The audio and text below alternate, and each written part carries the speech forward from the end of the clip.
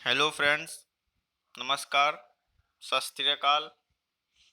मैं आप लोगों का P&M लर्निंग में स्वागत करता हूं। दोस्तों, जैसा कि हमारा 2 पार्ट हो चुका है इलेक्ट्रोस्टैटिक का, अब तीसरा पार्ट चल रहा है। इलेक्ट्रोस्टैटिक का जो चैप्टर नंबर 1 है इलेक्ट्रिक चार्जेस वो चल रहा है। इसमें आज हम लोग देखेंगे कोर्स ओवरव्यू। अगर देखा जाए तो पहला हम लोग what is Coulomb of charge, दूसरा लिमिटेशन ऑफ कूलॉम लॉ, और तीसरा हम कूलॉम लॉ ही समझेंगे। तो चलिए सबसे पहले हम लोग समझते हैं कूलॉम लॉ ऑफ चार्जेस होता क्या है।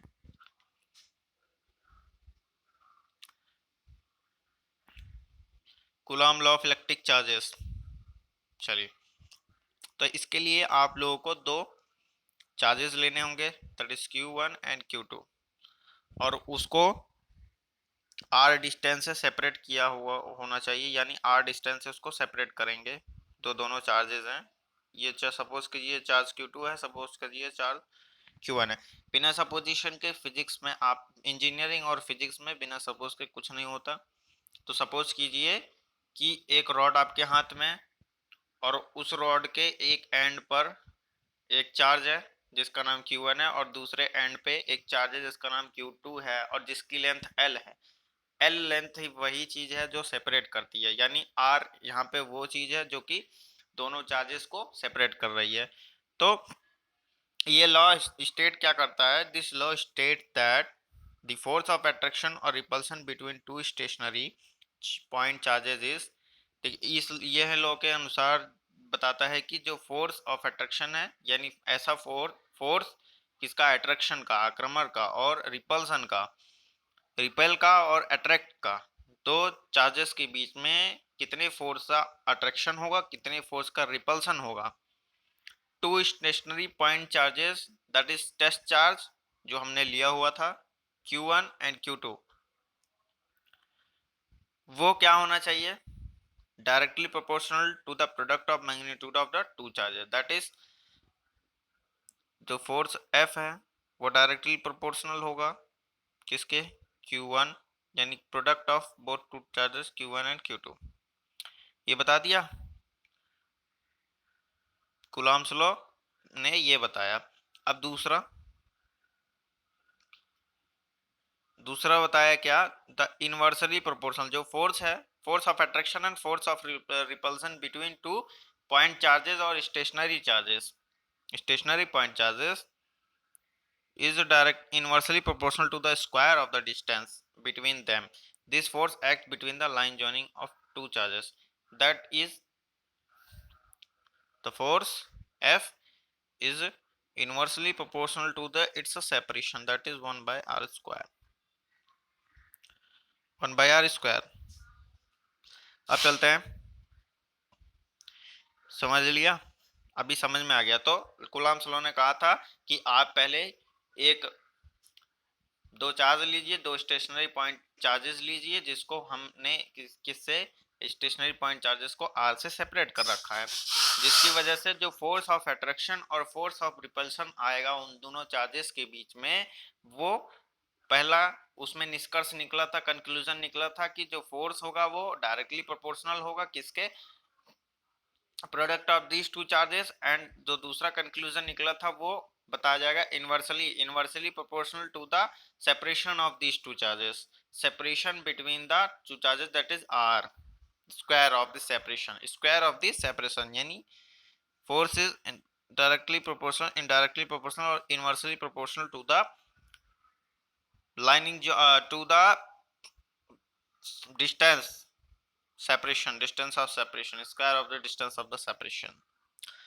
अब देखते हैं, if two point charges Q1 Q2 are separated by a distance r, then the force F of attraction and repulsion between them is such that, इस तरीके का होगा, किस तरीके का होगा, तो आपने जो निकाला था, जैसे कि एक पहले कंक्लूजन से हमने निकाला था Q1 डॉट Q2 निकाला था, इसको हमने इक्वेशन नंबर 1 डाला, और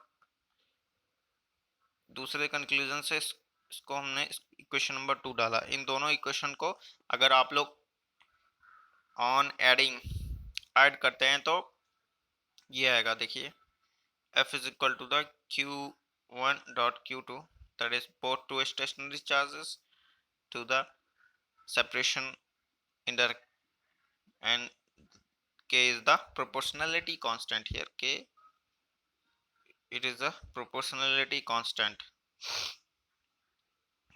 I think you all get it. So आप लोगों को पता चल गया होगा कि व्हाट इज कूलाम लॉ। अब चलते हैं कूलाम लॉ का। अब देखते हैं what is 1 coulomb of charge.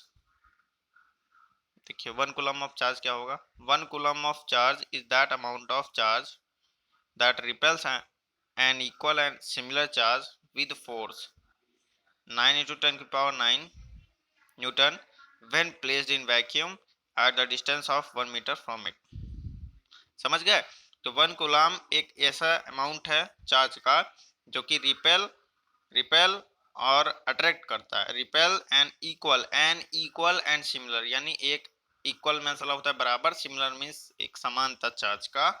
कितने फोर्स से? 9 into 10 की पावर 9 फोर्सेस न्यूटन के फोर्स से। जब कब करता है? जब उसे हमने किसी वैक्यूम का मतलब जहां पे एयर का प्रेजेंस नहीं हो, यानी that there is in the absence of oxygen और in the absence of, can't say in the absence of air, as air is a mixture of different gases। So when placed in a vacuum, कहाँ पे? जब vacuum में रखा हुआ हो। कितने distance पे? At a distance of 1 metre from it, उसके 1 मीटर से। तो उसे हम 1 कूलम ऑफ चार्ज कहेंगे। समझ में आया? चलिए अब इसका लिमिटेशन हम लोग देखते हैं कूलम लॉ का। देखो इसमें क्या, सबसे पहले इलेक्ट्रोस्टैटिक हम लोग पढ़ रहे हैं, तो इलेक्ट्रोस्टैटिक पढ़ने की वजह से जो जितने भी एनालिसिस होंगे, अगर आप लोगों ने इलेक्ट्रोस्टैटिक का डेफिनेशन नहीं पढ़ा तो आई बटन पे जाकर आप लोग देख सकते हैं। और चूंकि हम लोग इलेक्ट्रोस्टैटिक पढ़ रहे हैं तो इलेक्ट्रिक चार्जेस में सबसे बड़ा एनालिसिस क्या है कि हम लोगों को उसका जो स्टडी होना है, इलेक्ट्रिक चार्ज का स्टडी जो होना है वो रेस्ट पे करना है। तो सबसे पहले क्या है कि the electric charges must be at rest. अगर रेस्ट पे रहेगा तभी कूलम्ब्स लॉ लगेगा, that is F is equal to the K Q1 dot Q2 upon R square. यदि अगर चार्जेस, इलेक्ट्रिक चार्जेस रेस्ट पे रहने वाले हैं तभी ये कूलम्ब्स लॉ उस पे एप्लीकेबल होगा, अदरवाइज इट विल फेल। और जो इलेक्ट्रिक चार्जेस हैं वो पॉइंट चार्जेस लेने होंगे, जैसे हमने टेस्ट चार्जेस लिया था, पॉइंट चार्ज लेने हैं।